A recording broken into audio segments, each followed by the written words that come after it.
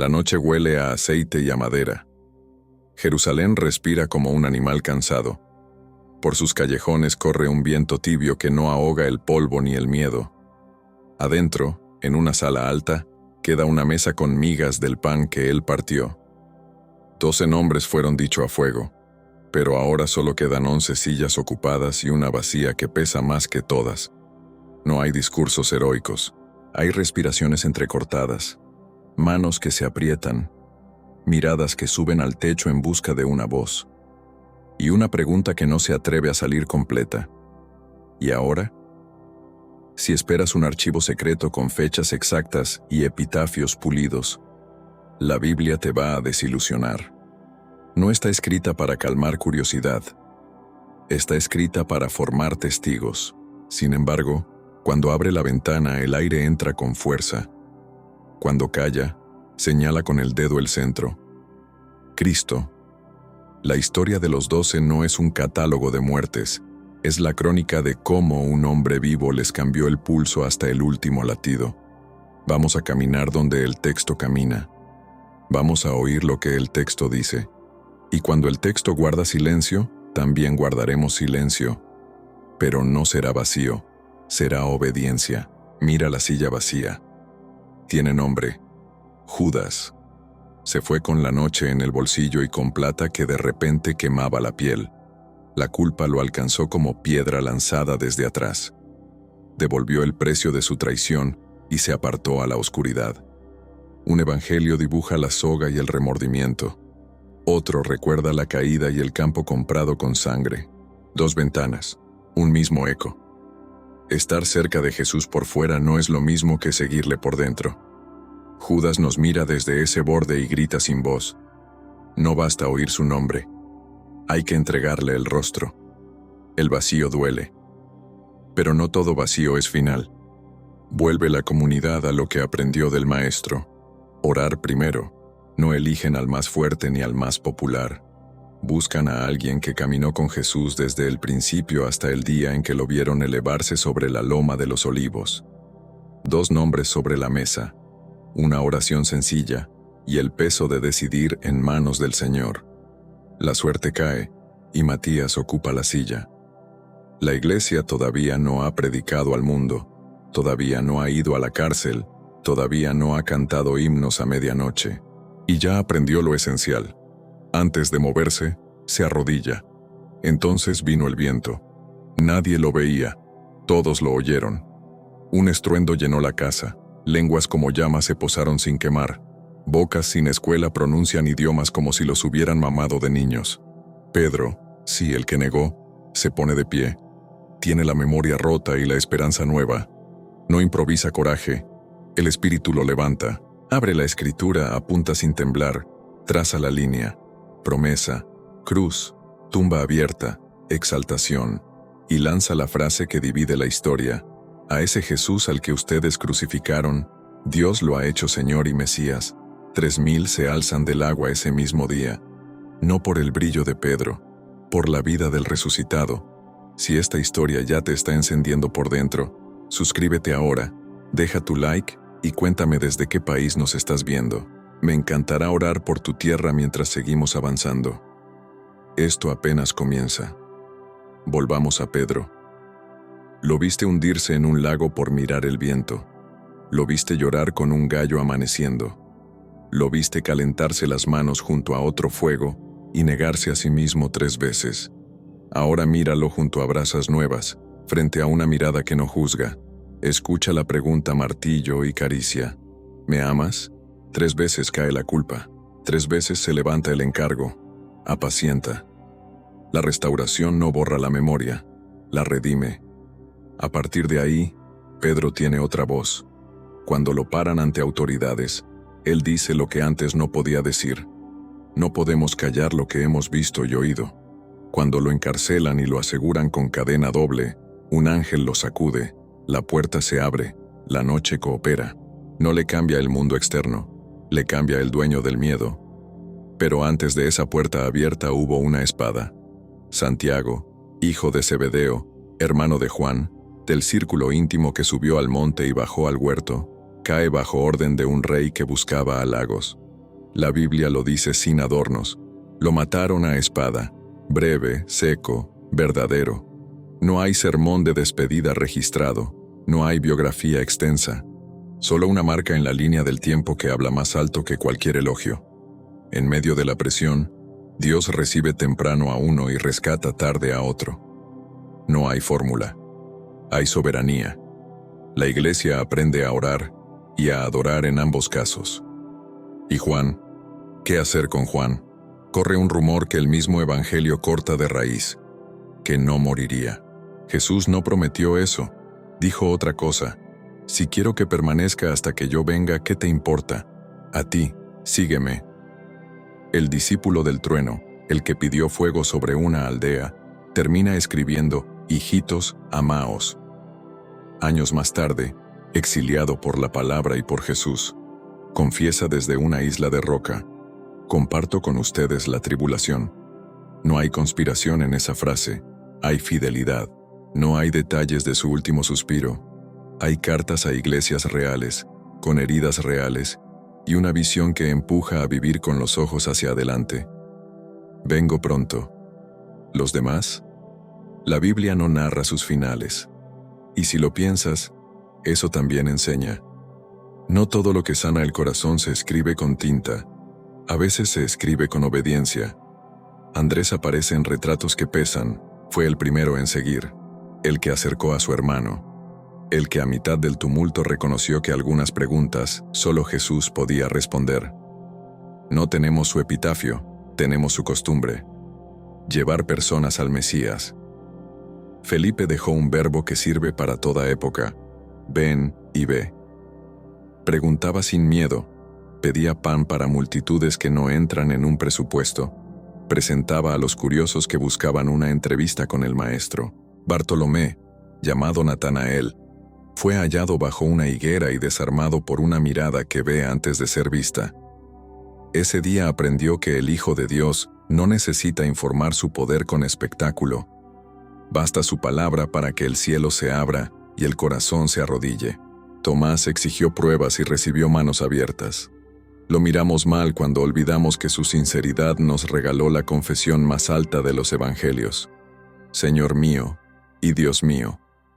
No sabemos su final, sí sabemos su camino. Fue de la incredulidad honesta a la entrega completa. Mateo cambió de mesa. De contar monedas pasó a contar promesas y parábolas. Su evangelio abraza la historia desde Abraham y la lleva hasta un monte, donde una voz que manda también consuela.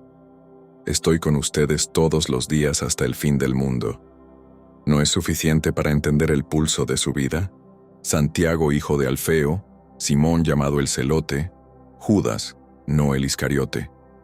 El texto los nombra con dignidad y los guarda con discreción. En la lista inicial están sus nombres, en los hechos, su sombra, no porque importen menos, sino porque el protagonista no cambia, el Cordero.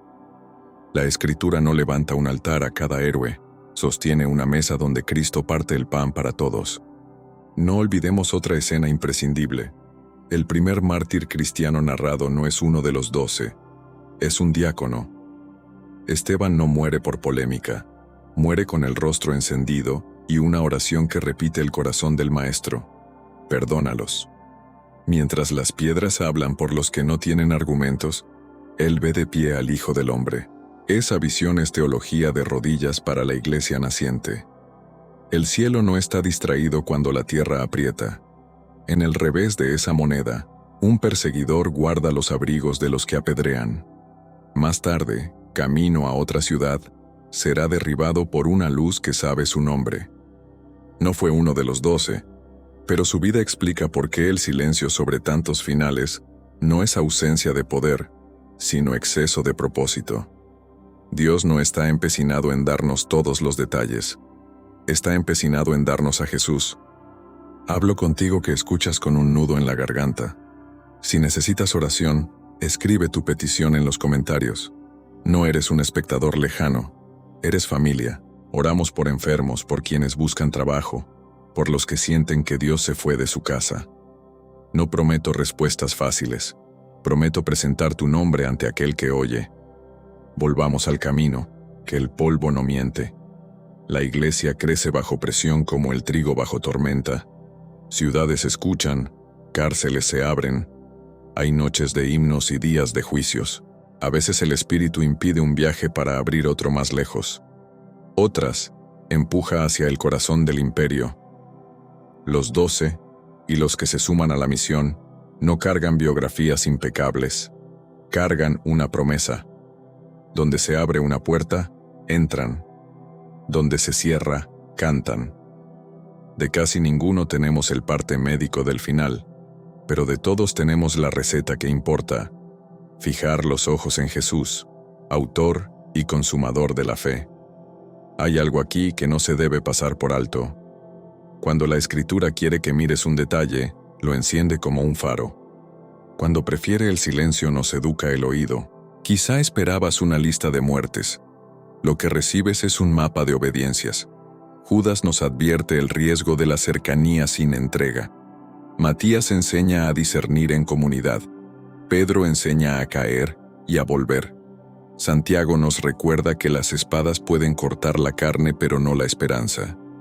Juan nos enseña a esperar sin perder la ternura. Tomás nos enseña a tocar para creer y a creer para vivir. Mateo nos enseña a dejar la mesa equivocada y sentarnos a la correcta. Felipe y Andrés nos enseñan que el Evangelio no es un muro, es un puente. Y ahora, respira hondo.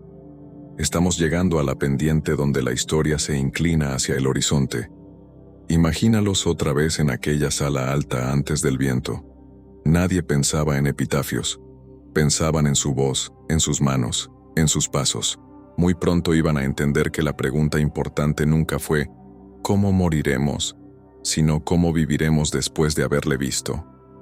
Por eso el texto corre detrás del nombre que está sobre todo nombre. Por eso cuando menciona una muerte, lo hace para que veas la fidelidad de Dios. Y cuando calla te obliga a levantar la vista al lugar correcto. Lo demás, lo que quisieras saber para calmar la curiosidad, quizá no te cambiaría un solo día de vida. Pero esto sí, el Cristo que sostuvo a los 12 está vivo. El mismo que limpió la culpa de Pedro puede limpiar la tuya. El mismo que dio valor al primero de los mártires puede llenar de canción tu medianoche.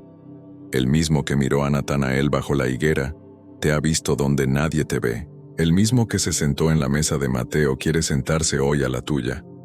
El mismo que dejó tocar sus heridas ofrece sus manos para tus dedos y su paz para tu cansancio. Así que decide.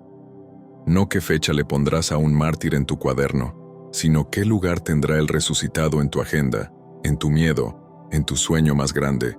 Falta la subida final, falta mirar desde la Escritura el impulso que llevó a aquellos hombres desde Jerusalén hasta los confines del mundo conocido, la forma en que oraban cuando todo temblaba, la valentía con que aceptaron ser menos para que Cristo fuera más. Falta abrir la puerta donde el rastro escrito se detiene y el silencio de Dios se vuelve también respuesta. La puerta ya está entreabierta y el camino sigue delante. Entonces crucemos la puerta.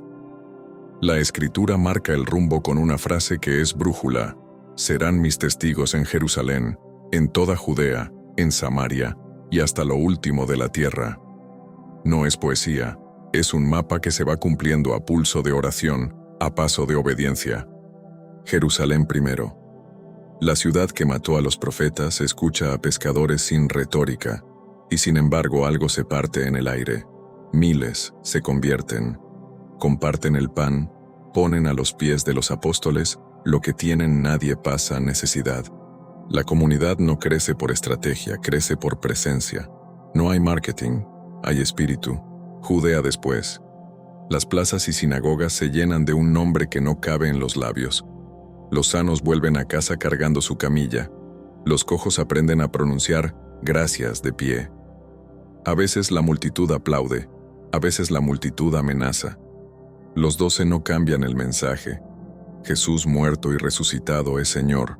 Si los encarcelan, cantan. Si los sueltan, predican. Si los prohíben, obedecen a Dios. Samaria, tierra de fronteras.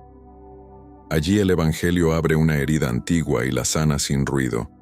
La promesa que partió de Abraham empieza a oler a cosecha entre gente que no era invitada a la mesa. No ganan un debate, comparten una vida. El muro baja sin pleitos, como una puerta vieja que se rinde a la luz.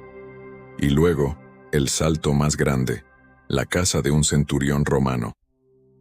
Pedro entra temblando por dentro. No es sencillo para un judío pisar aquel suelo, pero el cielo ya habló. Lo que Dios limpió, no lo llames impuro. Mientras Pedro cuenta la historia, el Espíritu cae también sobre ellos. La sala se llena de un aliento que no pregunta genealogías. Allí, delante de ojos que no se creían bienvenidos, el mundo se hace iglesia. No todo es sencillo. La fe que reúne también discierne. En Jerusalén la comunidad escucha relatos de gracia entre los gentiles y discute con firmeza y respeto. No buscan rebajar el evangelio para hacerlo fácil, buscan no poner cargas que Dios no puso. La conclusión no es tibieza, es sabiduría, gracia para entrar, santidad para andar, y la misión sigue. Así se escribe la segunda mitad del mapa. En Antioquía llaman cristianos por primera vez a los discípulos. No es un apodo elegante, es una forma de decir, se parecen a Cristo. Las ciudades cambian de acento, pero el mensaje no cambia de centro. Aun cuando la pluma la empuñe otro siervo, no uno de los 12, pero sí un apóstol por llamado, la línea es la misma que los 12 trazaron. Jesús es el Mesías prometido, murió, resucitó, salvación por gracia mediante la fe, una vida nueva que se nota en la mesa, en el trabajo, en la manera de tratar al enemigo. De los 12, la Biblia solo nos habla con detalle de la muerte de uno, Santiago, hijo de Zebedeo, y nos deja ver la restauración y el coraje de Pedro, el rumor corregido y el exilio fecundo de Juan, la confesión de Tomás, la conversión de Mateo, la mediación de Felipe y Andrés, el corazón transparente de Bartolomé, los nombres discretos de Santiago, hijo de Alfeo, Simón el celote y Judas, no el Iscariote. No es poco, es una arquitectura. Con esos pilares, el edificio se sostiene aunque no veamos cada ladrillo. ¿Por qué la Escritura deja velado el resto? Porque no quiere que construyas tu fe sobre el modo en que cayó cada soldado, sino sobre el rey que jamás cayó. Porque la pregunta que te transforma no es cómo murieron, sino cómo vivieron, y cómo vivirás tú ahora. Y porque el silencio de Dios no es vacío, es dirección. Cuando apaga una lámpara, lo hace para que mires la luz mayor. Hoy, 2000 años después, el mapa sigue en vigor. Jerusalén es tu barrio, Judea es tu ciudad, Samaria es la persona con la que no te hablas. Lo último de la tierra es ese corazón que dices imposible. La valentía de Pedro no dependía de su carácter, sino de su Señor. La ternura de Juan no nació de su temperamento, sino de quedarse cerca del pecho de Cristo. La honestidad de Tomás no lo dejó fuera, lo llevó a arrodillarse. El nuevo comienzo de Mateo no fue lavado de imagen, fue cambio de mesa. Ese es el desenlace. El protagonismo no es de sus muertes, es de su maestro. El final de la historia de los 12, tal como la Biblia lo cuenta, no es una línea de epitafios, es una comisión abierta. Termina con una promesa que no admite telón. Yo estoy con ustedes todos los días, hasta el fin del mundo. Termina con una certeza que no envejece.